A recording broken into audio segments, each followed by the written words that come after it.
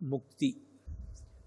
భక్తి అన్న మాటని నిర్వచనం చేసి పరిశీలనం చేసినప్పుడు చాలా తేలికగా అర్థం అవ్వడానికి పెద్దలు ప్రతిపాదన చేసే మాట ఏది అంటే ప్రేమ. ప్రేమ అంటే మనసులోంచి పుట్టేటటువంటి భావన. అది ఎవరి యందు పుట్టింది, ఏ కారణం చేత పుట్టింది అన్నదాన్ని బట్టి దాని పేరు మారుతూ ఉంటుంది. స్వభావరీత్యా తత్వతః అది ప్రేమయే అయినప్పటికీ అది ఎవరి పట్ల అన్వయమవుతోందన్నదాన్ని బట్టి దాని పేరు మారుతూ ఉంటుంది. పెద్దల్ని చూసినప్పుడు నాకు ప్రేమ కలిగిందనుకోండి, వెంటనే నేను వారికి ఒక నమస్కారం చేసి దగ్గరకు వచ్చి పలకరించి గౌరవిస్తాను. దాన్ని గౌరవము అంటారు. పిల్లల్ని చూసినప్పుడు ప్రేమ కలిగి వాళ్ళని భుజం తట్టి పలకరించాను అనుకోండి, వాత్సల్యము అంటారు. శిష్యవాత్సల్యము అని పిలుస్తారు. అట్లాగే మనం ఎవరికి ప్రేమతో ప్రవర్తన చేసిన కారణం చేత, ఎవరి పట్ల అటువంటి ప్రేమని చూపించిన కారణం చేత ఈ జన్మ కాదు జన్మ జన్మాంతరముల యందు కూడా జీవోద్ధరణ జరిగే అవకాశం ఉంటుందో అటువంటి వారి పట్ల చూపించే ప్రేమకి భక్తి అని పేరు. మాతృభక్తి, పితృభక్తి, గురుభక్తి, దేశభక్తి, భగవద్భక్తి, భక్తి అన్నమాట అటువంటి వారికి అన్వయం చేస్తారు.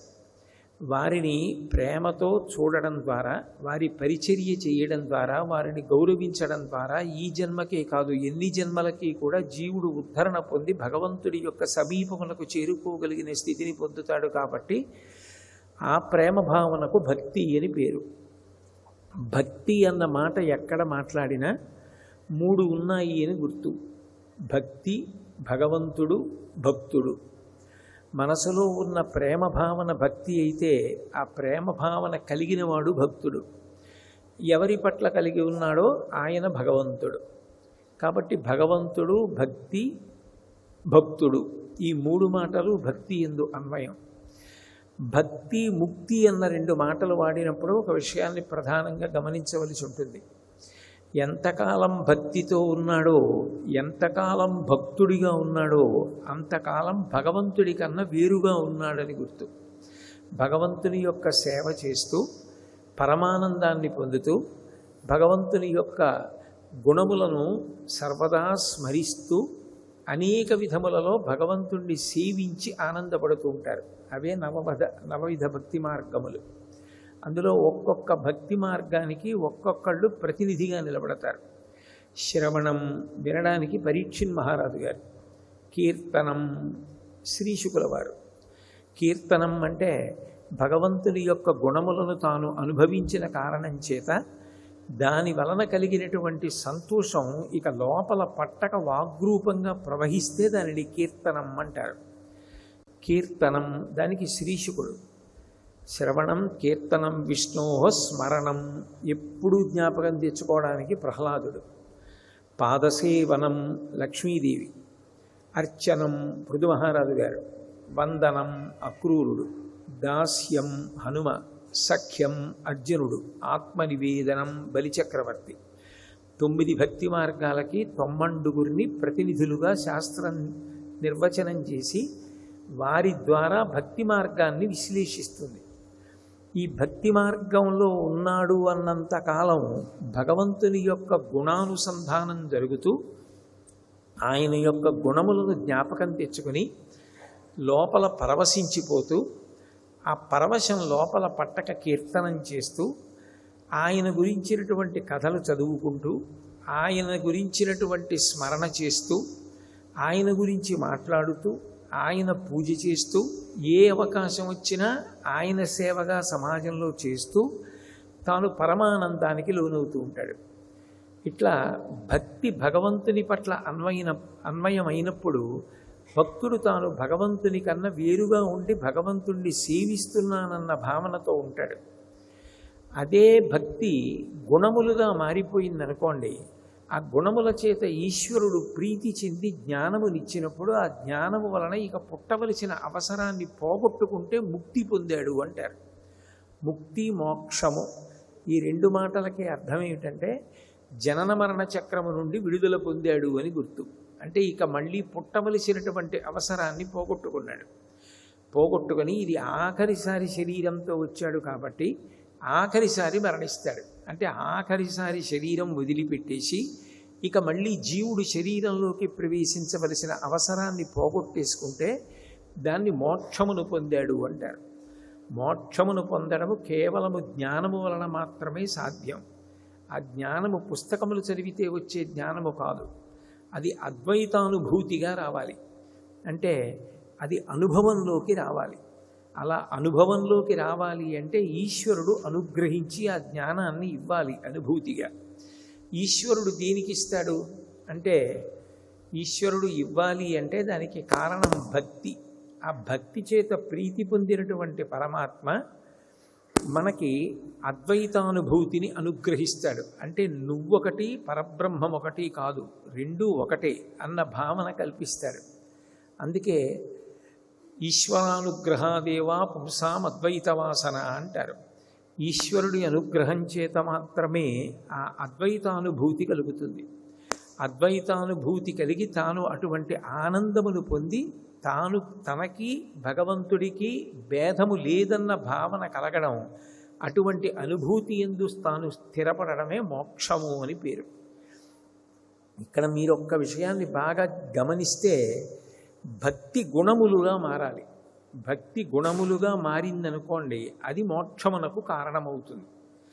భక్తి కేవలం ఏదో ఒక ఉపచారం దగ్గర ఆగిపోయిందనుకోండి, నేను ఉపచారం చేస్తున్నాను, నేను పూజ చేస్తున్నాను, లేకపోతే ప్రదక్షిణం చేస్తున్నాను, నేను ఈశ్వరుణ్ణి ధ్యానం చేస్తున్నాను, ఈశ్వరుణ్ణి స్తోత్రం చేస్తున్నాను అన్న దగ్గర మాత్రమే ఆగిపోయి దానిలో అంతర్లీనముగా ఉండేటటువంటి భావన యందు తాను తాదాత్మ్యతను పొందనంత కాలం అది గుణములుగా మారే అవకాశం ఉండదు. అందుకే లలితా అష్టోత్తర శతనామావళిలో అమ్మవారికి ఒక నామం ఉంటుంది, భావనామాత్ర సంతుష్టాయి నమః. ఆమె భావన చేత సంతోషాన్ని పొందుతుంది. భక్తి గుణంగా మారాలి అంటే దానికి ఈశ్వర కృప ఉండాలి, గురువుల యొక్క అనుగ్రహం ఉండాలి. గురువుగారి అనుగ్రహం ఉందనుకోండి, భక్తి క్రమక్రమంగా ఏమవుతుందంటే ఒక్కొక్క ఉన్నతమైనటువంటి గుణంగా మారిపోతుంది. మీకు నేను ఒక ఉదాహరణ చెప్పాలి అంటే, ఎవడు భక్తి తత్పరుడో ఆయనే ధర్మాత్ముడు అవుతాడు. భక్తి ధర్మాత్ముడవడానికి కారణమవుతుంది. ధర్మము అంటే ఏమిటి? ఆచరించినది ఏదో అది ధర్మము. నాకు తెలుసండి అన్నాను అనుకోండి, అది ధర్మము కాదు. రావణాసురుడికి తెలియంది ఏం లేదు. రావణాసురుడు వేదాలన్నీ చదువుకున్నాడు, కానీ రావణాసురుడు ధర్మాత్ముడు అని మీరు అనగలరా? అనలేరు. ఎందుకనంటే ఆయన చదువుకున్నంత మాత్రం చేత ధర్మాత్ముడు కాడు. ఎవడు అనుష్ఠించాడో ఆయన ధర్మాత్ముడు. రాముడు ధర్మాత్ముడు. ఎందుకనంటే ఆయన ఏది శాస్త్రము చేత ప్రతిపాదింపబడిందో దాన్ని అనుష్ఠించి చూపించాడు. అలా అనుష్ఠించి చూపించినదేదో అది ధర్మమైతే అదే ఆచారము. ఆచార ప్రభవో ధర్మ అంటాడు భీష్మాచార్యుల వారు. ధర్మం అంటే మనం ఏది ఆచరించి చూపించామో, మనం ఏది అమలు చేసి చూపించామో దానికే ధర్మం అని పేరు. ఆచారము నుండే ధర్మము ఉద్భవిస్తుంది. అందుకే ఆచారం విషయంలో ఆచారము, అనాచారము, సదాచారము, అట్లాగే దురాచారము అని 4 మాటలు అన్వయం చేస్తారు. ఆచారము అంటే భగవంతుడు ఎట్లా బ్రతకమని చెప్పాడో దానికి ఆచారము అని పేరు, అదే ధర్మము. భగవంతుడు ఎప్పుడు చెప్పాడు, ఎట్లా చెప్పాడు? ఇట్లా బ్రతకండి అని ఆయన చెప్పినది ఎక్కడ అంటే వేదమే ఆయన యొక్క ఊపిరి. వేదమునకు భగవంతుడికి భేదం ఉండదు. అందుకే వేదములు అపౌరుషేయములు. వేదములు ఎవ్వరి చేత రచింపబడినవి కావు. ఋషులు వేదమంత్రములను ద్రష్టలై దర్శనం చేసి లోకానికి అందించారు. కాబట్టి ఇప్పుడు వేదం ఎవరిది అంటే భగవంతుని యొక్క వాక్కు. నేను ఊపిరి పీల్చి విడిచిపెడుతున్న ఊపిరిని మాటగా మారుస్తాను. భగవంతుని యొక్క ఊపిరే వేదమైంది. ఊపిరికి జీవనానికి భేదం లేదు. నేనున్నానని గుర్తు ఏమిటంటే నేను ఊపిరి తీసి విడిచిపెడుతున్నంతసేపు నేనున్నాను అంటారు. భగవంతుని యొక్క ఊపిరి అంటే భగవంతుడే. భగవంతుని యొక్క వాక్కు వేదము. వేదము ధర్మమునకు మొట్టమొదటి ప్రమాణము. వేదమునకు వ్యతిరేకంగా చెప్పినది ధర్మము కాలేదు. వేదమును అనుసరించి చెప్పినవి ఏవున్నాయో అవే ధర్మమునకు ప్రమాణములు. అందుకే ధర్మమునకు 5 ప్రమాణములు చెప్తారు. మొట్టమొదటిది శృతి, వేదం. రెండవది స్మృతి, శృతేరివార్థం స్మృతిరన్వగచ్చత్ అంటాడు కాళిదాస మహాకవి. ఆవు వెంట దూడ ఎలా వెడుతుందో శృతి, వేదము వెంట స్మృతిలు అట్లా వెడతాయి. అత్రి స్మృతి, గౌతమ స్మృతి, ఇవన్నీ కూడా వేదంలో చెప్పిన విషయాన్నే చెప్తాయి. కాబట్టి శృతి, స్మృతి, పురాణము. పురాణము చరిత్ర కాదు. చరిత్ర అయితే ఒక వ్యక్తి ఎప్పుడు పుట్టాడు, బ్రతికున్నంత కాలం ఏం చేశాడు, ఎట్లా మరణించాడు వరకు మాత్రమే చెప్పగలదు చరిత్ర. పురాణం అట్లా కాదు. ఆ జీవుడు తర్వాత ఏమయ్యాడు, ఎవరిగా పుట్టాడు, ఎట్లా ప్రవర్తించాడు, చివరికి ఎట్లా మోక్షాన్ని పొందాడు, ఆ జీవుడి యొక్క మొత్తం జన్మ చక్రాన్నంతటినీ చెప్తుంది. కాబట్టి శృతి, స్మృతి, పురాణము, శిష్టాచారము, పెద్దలైన వారు ఎట్లా ప్రవర్తిస్తారో అది ధర్మమునకు ప్రమాణము. వాళ్ళని చూసి మిగిలిన వాళ్ళు ప్రవర్తిస్తారు. యద్యదాచరతి శ్రేష్ఠ తత్తదేవేతరో జన సహ ప్రమాణం కురితే లోకస్తదనువర్తతే అంటాడు గీతాచార్యుడు. పెద్దలైన వారు ఎట్లా ప్రవర్తిస్తారో దాన్ని చూసి మిగిలిన వాళ్ళు కూడా అట్లాగే అనుష్ఠిస్తారు. అందుకే శిష్టాచారము, పెద్దల యొక్క ప్రవర్తన ధర్మమునకు ఒక ప్రమాణము. అట్లాగే ఈ 4 అందుబాటులో లేకపోతే, వేదము మాకు అందుబాటులో లేదండి, స్మృతులు అందుబాటులో లేవు, పురాణం చెప్పేవాళ్ళు లేరు మాకు, అట్లాగే శిష్టాచారము, శాస్త్రము తెలిసి ప్రవర్తించే వాళ్ళెవ్వరూ మాకు పరిచయంలో లేరు అంటే అంతరాత్మ ప్రబోధం. లోపల నుంచి ఎప్పుడూ కూడా భగవద్వాణి వినపడుతూ ఉంటుంది. చెయ్యకూడని పని చెయ్యడానికి సమాయత్తం అవుతున్నాడు అనుకోండి, తప్పు, ఈ పని చెయ్యవద్దు అని లోపల నుంచి వాణి వినపడుతుంది. అంతరాత్మ ప్రబోధం. ఈ 5 ధర్మమునకు ప్రమాణములు. ఈ ధర్మమునకు ప్రమాణమైనటువంటి 5 ఏవున్నాయో వాటిని పట్టుకుని ఎప్పుడూ వాటిని మాత్రమే అనుష్ఠించేవాడెవరున్నాడో ఆయన భగవంతునికి మిక్కిలి ప్రీతిపాత్రుడు.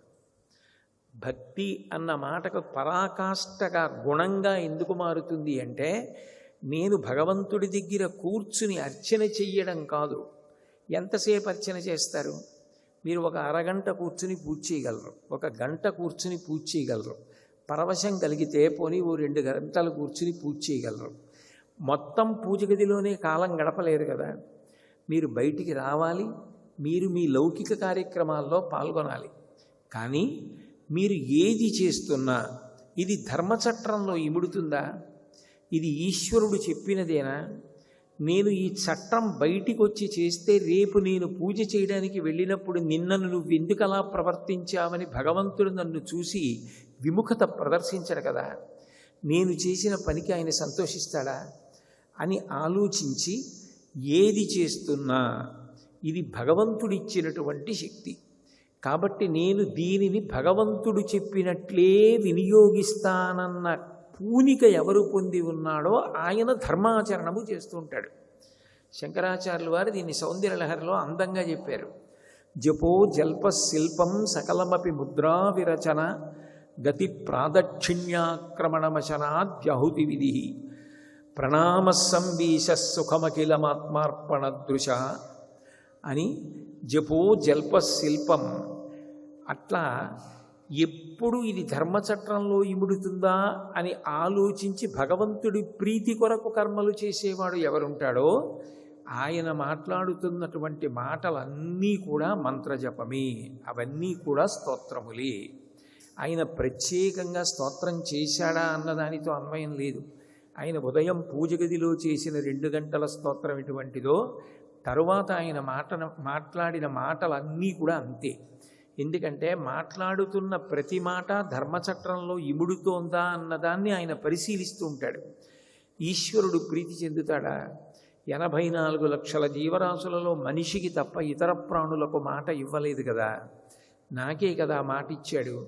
ఇచ్చినప్పుడు నేను మాట్లాడుతున్న మాట ఆయన సంతోషించేటట్లు మాట్లాడుతున్నానా, లేకపోతే కేవలం నా యొక్క అహంకారం సంతృప్తి పొందడానికి నేను ప్రవర్తిస్తున్నానా అన్నది ఆలోచించుకొని ఈశ్వర ప్రీతి కొరకు ధర్మచట్రంలో ఇమిడియేటట్లు మాట్లాడుతున్న వాడెవరో ఆయన మాట్లాడుతున్న మాటలన్నీ మంత్రములే.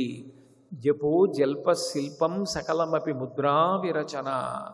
ఆయన కాళ్ళు చేతులు కదిపినప్పుడు ఇది ఈశ్వరుడిచ్చిన శక్తి, ఆయన శక్తి చేత ఇవి కదులుతున్నాయి అని ఆ కదులుతున్న కదలికలు ఎప్పుడూ కూడా ధర్మ విరుద్ధంగా ఉండకుండా చూసుకుంటూ ఉంటాడో అట్లా ఆయన కదుపుతున్న కదలికలు, ఆయన చేతుల కదలికలు కానీ ఆయన యొక్క కాళ్ళ కదలికలు కానీ ఇవన్నీ కూడా ఆయన పడుతున్న ముద్రలే. ఆయన ఏదైనా తింటున్నాడు అనుకోండి, దాన్ని భగవదర్పణం చేసి తింటాడు. ఆయన తిన్నది హోమం చేసినట్టే. అంటే ఇప్పుడు ఆయన పూజ గదిలో చేసిన పూజ ఒక్కటే పూజ కాదు. ఆయన చిట్ట చివరికి నిద్రపోయేటప్పుడు కూడా ఏం చెప్తాడంటే, నేను పరుపు మీద పడుకున్నానని, తలగడా పెట్టుకున్నానని, గాలి వేయడానికి వ్యవస్థ చేసుకున్నానని, దోమలు కుట్టకుండా ప్రయత్నం చేశానని నాకు నిద్ర పట్టదు. పరమేశ్వరుడి యొక్క అనుగ్రహం చేత స్వల్పకాలిక లయము అని పిలవబడే నిద్ర నాకు పట్టి ఇంద్రియములన్నీ కూడా మళ్ళీ విశ్రాంతి పొందుతాయి. అటువంటి విశ్రాంతిని నాకు ఇచ్చి కలిగిన బడలికని పరమేశ్వరుడు తీసేస్తున్నాడు. కాబట్టి నేను 11 మాటలు శివనామం చెప్పి నిద్రపోతానని ఎవడు భగవన్నామని చెప్పి ఇక మాట్లాడకుండా నిద్రపోతున్నాడో ఆయన నిద్ర లేస్తూనే ఇంద్రియములకు విష్ణువు అధిపతి, అదోక్షజుడని పేరు. అందుకని శ్రీహరి శ్రీహరి శ్రీహరి అని ప్రకటంగా పైకి అంటూ లేస్తాడు. మౌనంగా శివనామం చెప్పి పడుకొని 11 మాటలు శివనామం చెప్పి నిద్రపోయాక తెలివి రాగానే 3 మాటలు విష్ణునామం చెప్తూ లేచిన వాడెవరున్నాడో ఆయన నిద్రా సమాధి స్థితి. ఆయన నిద్ర అంతా సమాధిగా మారుతోంది. అంటే భగవద్భక్తి గుణములుగా మారాలి. ఈశ్వరుడు ఈయన నాకు పరమభక్తుడు అని పిలవాలి అంటే గుణాన్ని ప్రధానం చేసుకుని పిలుస్తాడు తప్ప ఇంత పూజ చేశాడు అని నాకు పరమభక్తుడు అని భగవంతుడు నిర్వచనం చెయ్యడు. మీరు అందుకే భగవద్గీత పరిశీలిస్తే తుల్యనిందా స్తుతిర్మౌని సంతుష్టో ఏనకేనచిత్ అనికేత స్థిరమతి భక్తిమాన్ మే ప్రియో నరః అనపేక్ష సుచిర్దక్ష ఉదాసీనో గతవ్యద సర్వారంభ పరిత్యాగి యోమే భక్త సమే ప్రియ. ఆయన ఏది చెప్పినా గుణములను ప్రాతిపదిక చేస్తాడు. భక్తుడు అనపేక్ష, ఆయనకంటూ ఇది రావాలన్న కోరిక ఏలేదు. తన కర్తవ్యంగా తాను ఏది చెయ్యాలో దాన్ని చేసుకుంటూ వెళ్ళిపోతాడు. వచ్చిన దాంతో ఇది ఈశ్వర కృప అని సంతోషంగా ఉంటాడు. అనపేక్ష, ఆపేక్ష లేకుండా ప్రవర్తిస్తున్న వాడెవరున్నాడో శుచిహి, అంతరమునందు బయట శరీరాన్ని శుభ్రంగా ఉంచుకోవడం, మనసు ఎప్పుడూ కూడా శౌచముతో ఉండేటట్టు మంచి విషయములను చదువుతూ ఉండడం, మంచి విషయములను వింటూ ఉండడం, మంచి విషయములను ముట్టుకుంటూ ఉండడం, ఇటువంటివి చేసిన కారణం చేత మనసు పరిశుద్ధంగా ఉంటుంది. ఒక కిటికీ తలుపు తెరిచిందనుకోండి, దుర్వాసన లోపలికి వస్తుంటే కిటికీ తలుపు మూసేస్తాం. లోపలికి గదిలోకి ఏదైనా రావాలి అంటే కిటికీలోంచో తలుపులోంచో వస్తుంది. మనసు ప్రభావితం చెందాలి అంటే 5 ఇంద్రియముల చేత ప్రభావితం చెందుతుంది. నేను కంటి చేత ఏది చూస్తున్నానో అది మనసుని ప్రభావితం చేస్తుంది. చెవితో ఏది వింటున్నానో అది మనసుని ప్రభావితం చేస్తుంది. నేను ఎట్లా ఏది తింటున్నానో దాన్ని బట్టి మనసు ప్రభావితం అవుతుంది. ఏది ముట్టుకుంటున్నానో దాని వలన ప్రభావితం అవుతుంది. చిట్ట చివరికి ఏది వాసన చూస్తున్నానో దాని వలన ప్రభావితం అవుతుంది. అంటే 5 ఇంద్రియముల గుండా లోపలికి ఏది వెడుతుందో దాని వలన మనసు మారుతూ ఉంటుంది. ఈ 5 ఇంద్రియముల గుండా ఎప్పుడూ మంచి వస్తువులను లోపలికి పంపిస్తూ ఉంటే ఆ భావనల చేత మనసు ప్రశాంతంగా పవిత్రంగా ఉంటుంది. పవిత్రమైన మనసులోంచి పవిత్రమైన సంకల్పములు పుడతాయి. పవిత్రమైన సంకల్పములు పుట్టిన చోట పవిత్రమైన కార్యములు జరుగుతాయి. పవిత్రమైన కార్యములు ఎవడు చేస్తూ మనసుని అట్లా ఉంచుకున్నాడో వాడు నాకు చాలా ప్రియం అన్నాడు. అంటే భక్తి గుణంగా మారాలి. భక్తి గుణంగా మారి ఆచరించడానికే ధర్మము అని పేరు. ఆచార ప్రభవో ధర్మ. ఆచరించనిది ధర్మము కాదు. ఎవడు అట్లా ఆచరిస్తున్నాడో వాడి కోసం భగవంతుడు పొందినటువంటి పరివేదన నిజానికి ఇతరుల పట్ల పొందడు. ఒక్కొక్కసారి భగవంతుడు ఎంత క్రిందకి దిగొచ్చేస్తాడంటే తనని నమ్ముకుని అలా ధర్మాన్ని అనుష్ఠిస్తూ ఈ ధర్మం నేను ఇలా పట్టుకుని ఉండగా ఈశ్వరుడు ఎట్లా చెప్పాడో అట్లా నేను బ్రతుకుతుండగా నాకేం బెంగ అని నిలబడగలిగిన ప్రజ్ఞ ఉన్నవాడెవరో వాణ్ణి రక్షించకపోతే ఈశ్వరుడికి ఉనికి లేదు, ఆయన ఉన్నాడని నమ్మే అవకాశం లేదు. కాబట్టి వాడు నా కొరకు రక్షింపవలయువాడు అంటాడు భాగవతం అష్టమ స్కంధంలో. భక్తుణ్ణి ఎందుకు రక్షిస్తాడు ఈశ్వరుడంటే అట్లా రక్షించకపోతే అసలు భగవంతుడు ఉన్నాడని మిగిలిన వారికి విశ్వసించడానికి హేతువు దొరకదు. అందుకని భక్త సంరక్షణం కొరకు ఎంత కిందకైనా దిగొచ్చేస్తాడు ఈశ్వరుడు. ధర్మము ప్రధానంగా ఈ పరివేదన చెందుతాడు. మీకు ఇది బాగా కనపడాలి అంటే భీష్మాచార్యుల వారి విషయంలో కనపడుతుంది. నిజానికి కృష్ణ పరమాత్మ భారత యుద్ధానికి ముందు ప్రతిజ్ఞ చేశారు, నేను ఆయుధం పట్టను, కేవలం సారథ్యం చేస్తానని. అయినా అర్జునుడు కృష్ణుణ్ణి సారథిగా ఎంచుకొని కురుక్షేత్రంలో సంగ్రామానికి వెళ్ళాడు. నేను ఆయుధం పట్టను అన్నది కృష్ణ పరమాత్మ యొక్క ప్రతిజ్ఞ. భగవంతుడే తన ప్రతిజ్ఞని భంగం చేయకూడదు కదా. కానీ మీరు గమనిస్తే కృష్ణ పరమాత్మ మహాభారతంలో కురుక్షేత్ర యుద్ధంలో 2 మాటలు తన శపథాన్ని భంగం చేశారు, 2 మాటలు తన ప్రతిజ్ఞ పక్కన పెట్టారు. ఎవరి విషయంలో అంటే 2 మాటలు భీష్మాచార్యుల వారి విషయంలోనే. ఒకసారి సుదర్శన చక్రం పట్టుకుని రథం నుంచి కిందకి దూకి నేను భీష్ముణ్ణి చంపేస్తానన్నారు. ఇంకొకసారి గుర్రాల్ని తోలడానికి తాను పట్టుకునే కొరడా ఏది ఉంటుందో అది పట్టుకుని వెళ్ళి దీంతో కొట్టి భీష్ముణ్ణి చంపేస్తా అన్నారు. నిజానికి భీష్ముణ్ణి అలా చంపడానికి కృష్ణ పరమాత్మ ప్రయత్నం చెయ్యడానికి కారణం తన వెనక ఉన్న అర్జునుడి మీద భీష్ముడు వేస్తున్న బాణ పరంపరలకి అర్జునుడు తట్టుకోలేకపోతే అర్జునుణ్ణి కాపాడడానికి కృష్ణ పరమాత్మ తన ప్రతిజ్ఞ భంగం చేయడానికి సిద్ధపడ్డారు అని అనిపిస్తుంది. కానీ మీరు మహాభారతాన్ని చాలా జాగ్రత్తగా చదివితే ఒక విషయం అర్థమవుతుంది.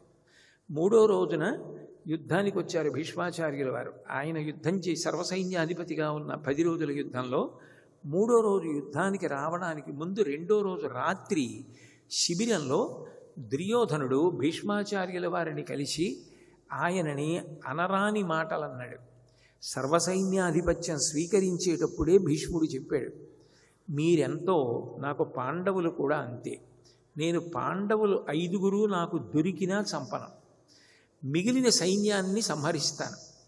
ఆయుధం భీష్ముడి చేతిలో ఉన్నంతసేపు భీష్ముడిని నిగ్రహించగలిగిన వాళ్ళు దేవదానవులలో కూడా ఎవరూ లేరు. అంతటి మహావీరుడు, అంతటి పరమధర్మాత్ముడు. అటువంటి భీష్మాచార్యుల వారు ముందు చెప్పినా కూడా అర్జునుడి యొక్క భీముడి యొక్క ఆ యుద్ధ వేగానికి ఆ ఉద్ధతికి కౌరవ సైన్యం తట్టుకోలేకపోతే దుర్యోధనుడు భీష్మాచార్యుల వారిని చాలా నింద చేసి మాట్లాడాడు. నువ్వు సరిగా యుద్ధం చేయట్లేదు, నువ్వే పరాక్రమాన్ని సక్రమంగా చూపిస్తే అసలు నిజానికి కౌరవ సైన్యానికి ఇంత కష్టం కలగదు. నువ్వు నీ శక్తి దాచుకొని పాండవ పక్షాన్ని వహిస్తున్నావు, నువ్వు తగిన పరాక్రమం చూపించట్లేదు, నువ్వు పక్షపాతివి అని నింద చేశాడు. భీష్ముడు చాలా బాధపడ్డాడు. ధర్మాత్ముడైన వాడు బాధపడితే ఈశ్వరుడు తట్టుకోలేడు. అందుకే 3వ రోజు భీష్ముడు యుద్ధానికి వచ్చాడు. అర్జునుడికి సారథిగా కృష్ణ పరమాత్మ వచ్చారు. వచ్చినప్పుడు భీష్ముడు బాణాలు వేస్తున్నాడు, అర్జునుడు బాణాలు వేస్తున్నాడు. అంత తట్టుకోలేని స్థితి అర్జునుడిది కాదు. అర్జునుడిని ఏ కారణానికి భీష్ముడు చంపడం, ఎందుకనంటే అది భీష్ముడు ముందే పెట్టుకున్నటువంటి నియమం. అయినా కూడా ఒక్కసారి కృష్ణుడు అకస్మాత్తుగా చేతిలో సుదర్శన చక్రాన్ని ధరించి రథంలోంచి దూకేశాడు. కుప్పించి ఎగసిన కుండలంబుల కాంతి గగనభాగం బెల్ల కప్పి కొనగా ఉరికిన నోర్వక నుదరంబులోనున్న జగముల వ్రీగున జగతి కదుల చక్రంబు చేబట్టి చనుదించురయమున పైనున్న పచ్చని పటముజార నమ్మితినాలావు నగుబాటు చెయ్యకు మన్నింపు మని క్రీడి మరల దిగువ కరికి లంఘించు సింహంబు కరణి మెరసి నీడు భీష్ముని చంపుదు నిన్ను కాతు విడువు మర్జున యటంచు మద్వి శిఖవృత్తి తెరలి చనుదించు దేవుండు దిక్కు నాకు అని చెప్పుకున్నాడు భీష్ముడు. ఒక్కసారి కృష్ణ పరమాత్మ ఎగిరి రథంలోంచి కిందకి దూకేటప్పటికీ ఆయన కడుపులో ఉన్న లోకాలన్నీ కదిలిపోయి ఆయన కుండలములు ఊగితే ఆకాశం అంతా కూడా కాంతులు కప్పింది. ఆయన పైనున్నటువంటి పచ్చటి ఉత్తరీయం జారి పడిపోయి సుదర్శన చక్రం పట్టుకొని భీష్ముడిని చంపేస్తానని భీష్ముడి రథం దగ్గరికి పరిగెత్తాడు. అర్జునుడు వెనక నుంచి పరిగెత్తుకొచ్చి నమ్మితినాలావు నగుబాటు చెయ్యకు మన్నింపు మని క్రీడి మరల దిగువ. అర్జునుడు చేతకాని వాడైతే కృష్ణుడు చక్రం పట్టుకున్నాడు, శబదం పక్కన పెట్టి అని లోకం రేపు నన్ను విమర్శిస్తుంది. బావా చక్రం పక్కన పెట్టేసేయి అని బతిమాలుకుంటుంటే నీ మీద ఇన్ని బాణాలు వేస్తాడా, ఇంత భయంకరమైన యుద్ధం చేస్తాడా, ఇవాళ భీష్ముణ్ణి చంపేస్తానని చక్రం పట్టుకుని కృష్ణ పరమాత్మ పరిగెత్తాడు. శ్రీ ఉమామహేశ్వర పరబ్రహ్మార్పణమస్తు. స్వస్తి.